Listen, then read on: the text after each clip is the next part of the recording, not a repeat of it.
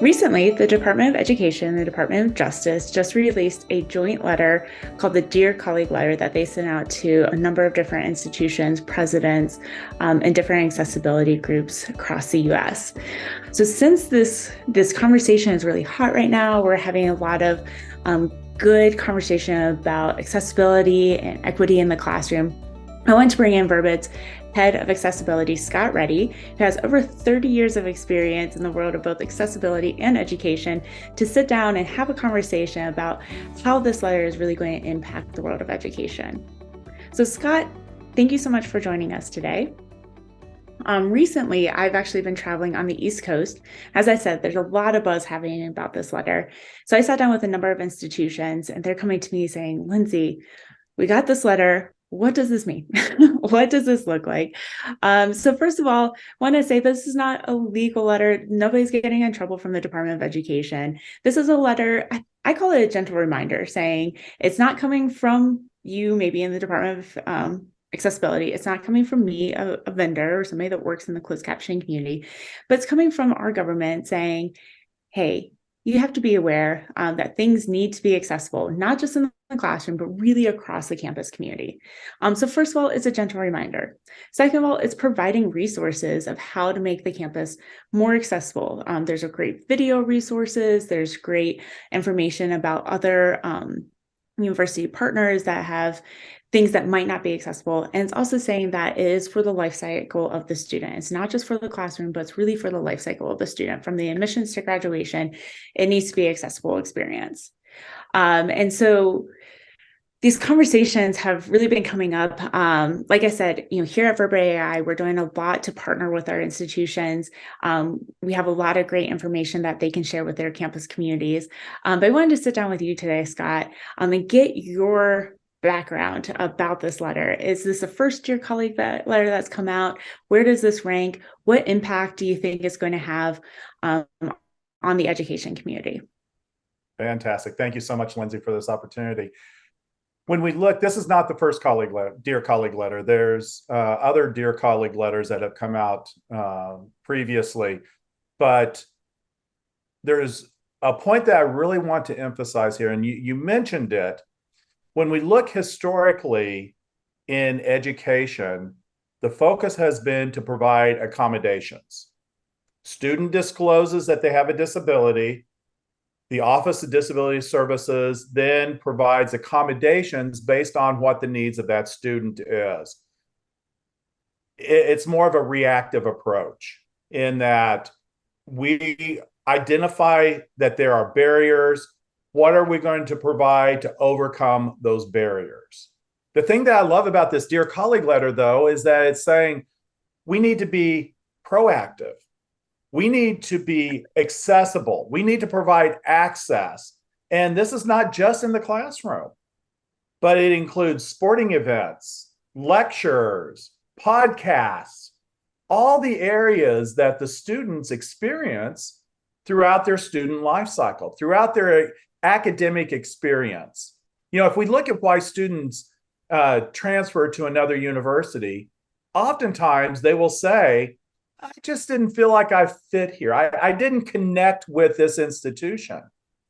Well, if they're not able to connect with the institution, oftentimes it's because they don't have access.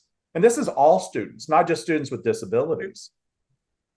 So when we look at this, the Dear Colleague letter really emphasizes that we need to take this next step in this evolution of becoming inclusive and apply universal design throughout so that all people benefit. For example, we know with captioning, it's not just beneficial to students that are deaf or hard of hearing. It's beneficial to all students. If we look at the students where outside of the academic experience, they're turning captioning on their TVs at home. They're turning captioning on in their environments that they're using. They want captioning in their academic experience also. Exactly. Thanks, Scott. You had a lot of really great points there. I think I really connected with that this is an evolution. It's not just about accommodations anymore. It's about accessibility for all. And I was actually just reading an article the other day saying that Gen Z is the captioning generation. Captioning have been on their whole life. So when they enter an education classroom and captioning is not there, they almost don't know what to do. There's a good statistic out there. I think it's about 85% of people won't watch a video all the way through if it's not captioned. I'm that person. That's right. And so we're creating this amazing content. We're putting all this time and effort into the content. But if you're not taking that last step to make it captioned, not just for the student that needs it, but for universal design, to make it accessible to all, then you're just going to be losing out on a really high percent of the people or the audience that you're looking to send this video to. So Exactly. And we can even look at multimodal input statistics and studies that have been done where students are able to obtain that information in multiple ways and how that increases their ability to retain that information and learn and then succeed and meet the KPIs of the university with graduation rates and higher grades, so on and so forth. It what used to be thought of as just an accommodation has been realized to be much more. So if we take, for example, the physical environment, I love to go back to the physical environment. We would all think it would absolutely be ridiculous if we had a library that had stairs but didn't have a ramp. exactly. Students who use a wheelchair, faculty members, other staff members, the public would not be able to gain access to that library. But is it only individuals that use a wheelchair that gain access? No. Rolling backpacks, strollers, carts, all of those individuals benefit because of the ramp. The same thing is true with captioning. And that's really what this Dear Colleague letter is trying to stress, is that when we are creating these accessible environments, all individuals are going to be able to benefit from them. Exactly. And kind of going back to the pulling the ramp into the Dear Colleague letter with the accessibility, because this is really specifically focusing on digital accessibility. And so we were having a conversation about, if a student went into the library and they have this great resource, but the student can't access it because it's not screen reader accessible, it's not captioned, then why have that resource? Students, Exactly. they can't use it. So it's really interesting. It's a really interesting time. And so while this Dear Colleague letter is coming out, campus are saying, oh goodness, we have to make sure that we're abiding by the laws. But at the same time, you have the great point of, this isn't just do it because the Department of Education, Department of Justice is saying to do it. It's also saying this is going to help your overall campus goals.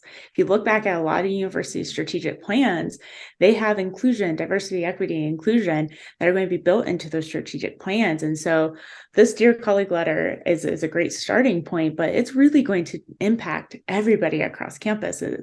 And so there's an opportunity there to bring in other departments, student affairs, diversity, equity, and inclusion, graduation departments, admissions, bring them all together, because it's no longer, as you said, accommodations. It's no longer just one office making these changes. It's going to be really campus wide. Exactly. And when we come together, the departments come together, we're able to achieve so much more.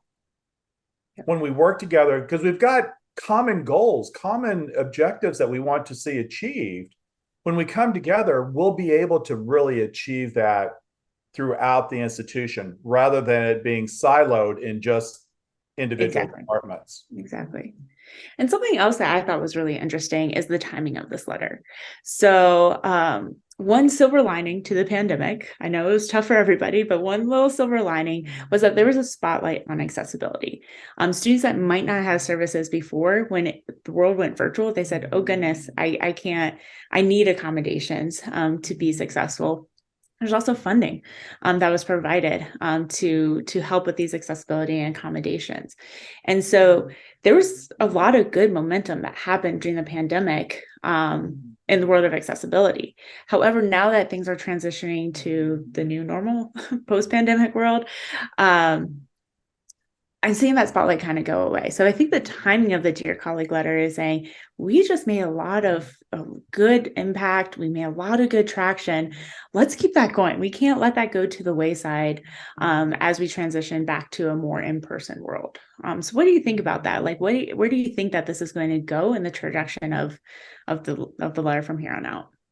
I agree 100%, Lindsay. And where I see this going is historically, accessibility has been designed for individuals with disabilities. Mm-hmm. Where I see this going now is designing it with individuals with disabilities. So include those students in the design, include those faculty members, include people from the community in that design and development so that you're truly designing and developing what's going to meet the accessibility needs of the individuals that are going to be using it. Then we will see the greater population being able to also benefit from it too.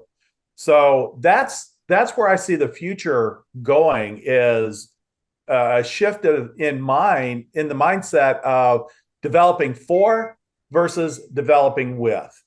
Yeah, bringing those voices to the table. I love it. All right, Scott, I got one more question for you. So coming up in conversation, once again, a lot of these institutions are having larger conversations. So what is one or two key takeaways that universities can take from this letter that they can have in their back pocket saying, this is really important, and this is how we're going to take this information from the letter and put it into our own university goals? Well, as you said, this letter went out to the presidents. It went out to leadership throughout the institution. And the first step is always to have a plan. Has there been a plan developed in how you're going to continue on this evolution of development throughout the institution to become more inclusive, to become more accessible? It has to happen beyond just disability services. Mm-hmm. So I think that leadership now with this Dear Colleague letter are going to be asking, what's our plan? What are we going to be doing? How are we going to achieve this so that if we are questioned, because the Department of Education, Office of Civil Rights, is actually starting to do investigations on their own. No longer are they just waiting for the complaints to arrive. They are proactively going out and searching to see how institutions are being accessible. Yep. So the leadership is going to be asking internally, are we prepared for that?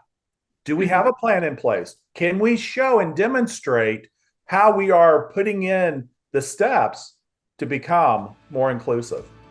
I know here at Verba.ai, we are so excited to work with our educational partners, both on this letter, creating a plan for them, coming up with a way that we could just be more equitable and accessible in the classroom. Thanks, Scott. Thank you, Lindsay.